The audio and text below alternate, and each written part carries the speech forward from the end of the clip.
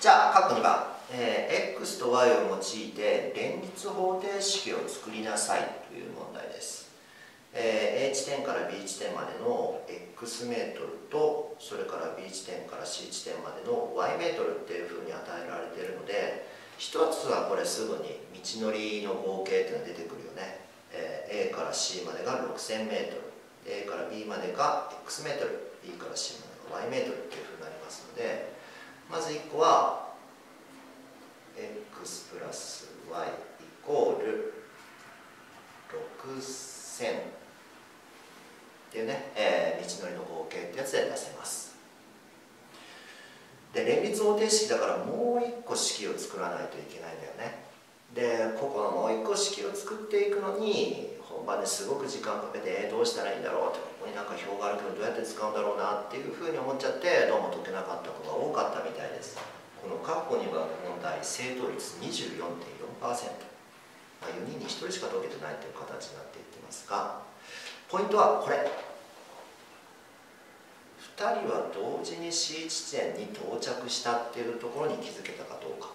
ね、さっきも大事だっていうふうに言ったよね。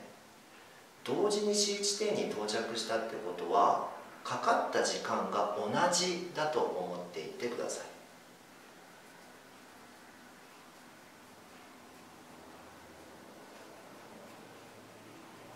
かかる時間は一緒。そしていったらこの表の中にいろんな情報が与えられていってるわけです。でそれからさっきのところで、A 地点から B 地点に到着するのにかかった時間は何分かっていうので1個出していってるわけで、数学の問題は必ず最初に解いていった問題は後の問題のヒントになっていくので、どうしよう分かんないなっていうふうに思っても落ち着いてね、前の問題とかよく見ていってください。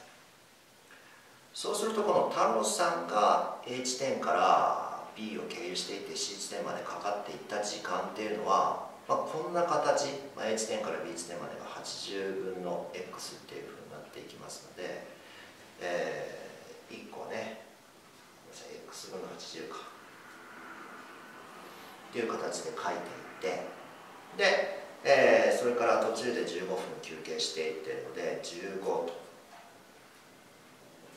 ね、ちょうどここは何分かっていう分っていう単位で出していってますので、ここも15分というふうに書いていって OK。時間の問題考えるときには時間と分のね単位の合わせに気をつけていってください。から B 地点から C 地点までが、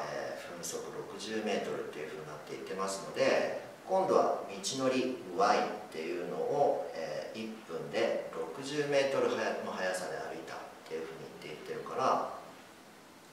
y を60で割ってやると。これで太郎さんが A 地点から C 地点までかかった時間っていうのが全部足されていってるんだと思っていってください。イコール、今度は花子さんになっていくんですけども、同じように考えていきましょう。 A 地点から B 地点まで x メートルを分速 60m で歩いてるっていうふうに言ってますから、今度は道のり x を60で割ってやったというのがかかった時間ね。で、花子さんは休憩はないっていうふうに言っていってるので、次にね、B 地点から C 地点まで y メートルを1分につき 80m で歩いたと。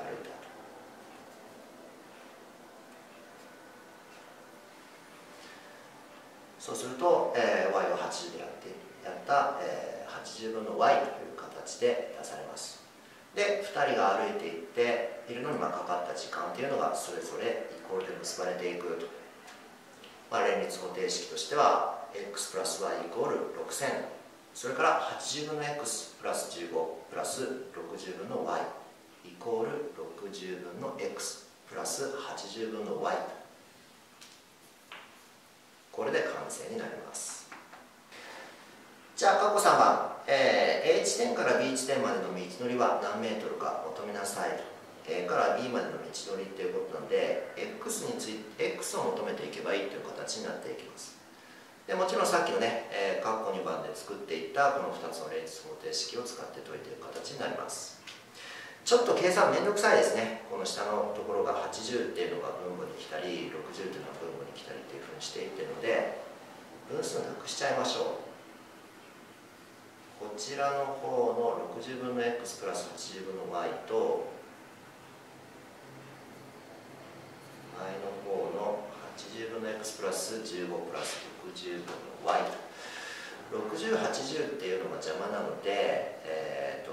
最小公倍数、そうですね、80と60だったらちょうど240っていうのが最小公倍数なので、両辺に240をかけるっていうふうに考えていってください。そうしていくと80、240っていうところで約分してやって 3x、 それから、240×15、 ちょっとめんどくさいよね。こちらの方に書きます。 240×15 と。できたらこういった計算はね、240っていうのを半分にしてやって120から15っていうのを今度は倍にしてやって、ここで半分割りにしてるからね、倍にしてやって30、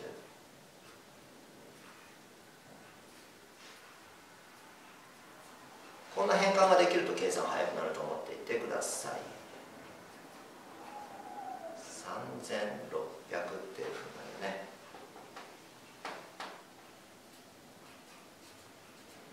3x プラス3600プラスここのところが約分されていて 4y イコール、あとはこちら気をつけていてね、240を60分の x っていうのをかけていきますから 4x プラス 3y、 これを、整理してやっていきます。そうだね、3x4y、 文字をこちらの方に移していって、数字は左の方にそのまま残していきましょうか。3600イコールマイナス 3x っていうふうになっていきますから、 4x 引く 3x で、x からこちらの方はマイナス 4y っていうふうになっていくので、 3y 引くマイナス 4y でマイナス y、 はい、そうしていくと x マイナス y イコール3600って式にできました。でこの式と、それから一番最初ね x プラス y イコール6000っていうのを連立させていきます。 x プラス y イコール6000 x マイナス y イコール3600、足し算して2x で y はプラスマイナスで消えていってイコール、9600で、あとは x イコールの形でちょうど2で割ってやればいいから4800と、はい、出ました。4800メートルというのが答えになっていきます。でちょっと実際に本当にかかった時間がね、同時に C 地点に到着した後かかる時間は一緒になるのかどうかっていうところを確認していきましょうか。こちらの方が4800、それから y のところは1200っていうふうになっていくので、ここに書いておこうか。4800メートルからこちら1200メートルで、そうすると、4800メートルある80っていうのをしていて、 A 地点から B 地点まで太郎さんは、60分かな、8678で60分、それから15分から 1200 メートルを分速60メートルっていうふうに言ってますから20分、60たす15たす20っていうので95分で、今度花子さんの方考えていくと 4800 メートルを分速60メートルですから結構長く歩いてますね。80分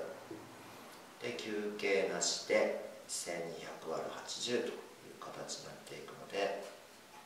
15分と足してやってちょうど、いいよね、95分っていうふうになっているので同時に到着していったということが分かってきます。